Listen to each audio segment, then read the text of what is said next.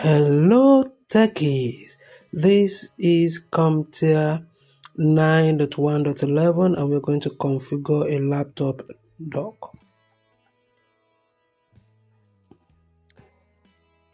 So here we're going to configure dock and external peripherals. An employee that works in the field has a laptop as their primary PC, but they would like an easy way to connect their laptop to their monitor and peripherals when they are in the office. You will install a USB-C dock in the office and connect all the peripherals to it so that the employee only has to connect one cable to their laptop.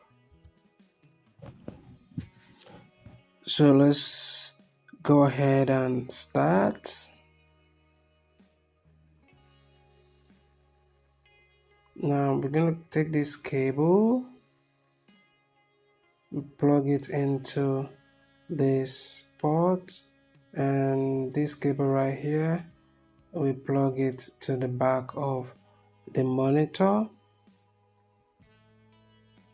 And let's see, locate the USB keyboard and mouse and connect them both to the universal dock.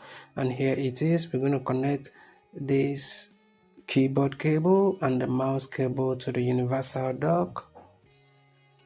And we'll go ahead and connect the dock power adapter when we are done. So here is the power adapter. We plug it in to the power outlet, and we'll go ahead and plug this in to the dock. Then we'll go ahead and connect our USB-C cable to the laptop, and we'll go ahead and press the power button here. So let's locate the power button. We'll go ahead and press the power button.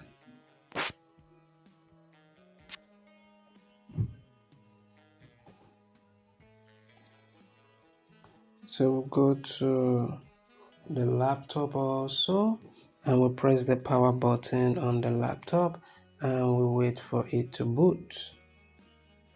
Okay, so this has booted and our task is completed.